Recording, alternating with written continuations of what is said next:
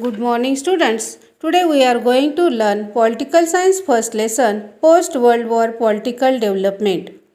In the civics textbooks, till now we have studied local self-government institutions, India's constitution and our political system or governmental structure. In this class, we are going to study India's relation with the world. We are dependent on different persons, institutions and organizations in society for different facilities. Interdependence and mutual cooperation have a very important place in our social life. It applies to different nations as well. Now, international system. Exchange and interaction takes place among the nations in the world. They enter into treaties with one another. This system of the interdependence of the sovereign states is called international system. Its features are as follows. Interdependence. No country, however big or small it may be, is not self-sufficient. They are dependent on each other for one reason or the other. Interdependence is an important feature of the international system, today's global system. Now, foreign policy. International relations through the foreign policy.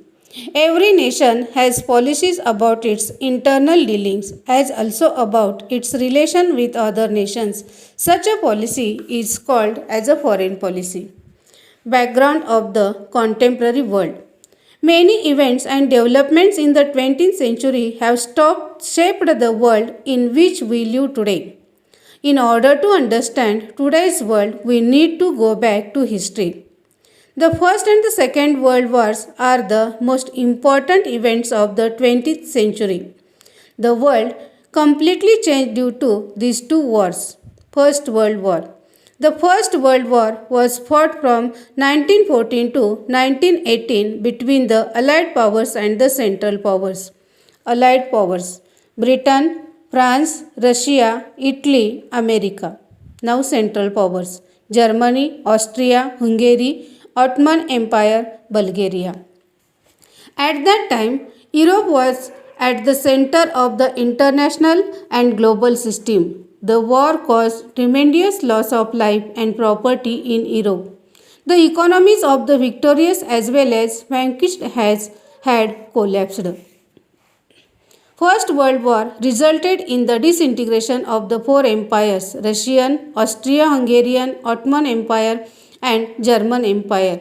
New nation states like Poland, Finland, Hungary, Austria, Yugoslavia, like this, many others came up. At the end of the First World War, all the nations felt that such a war should not happen again and measures must be taken to avoid it. And for this, the League of Nations was established in 1920 to solve international disputes by negotiations.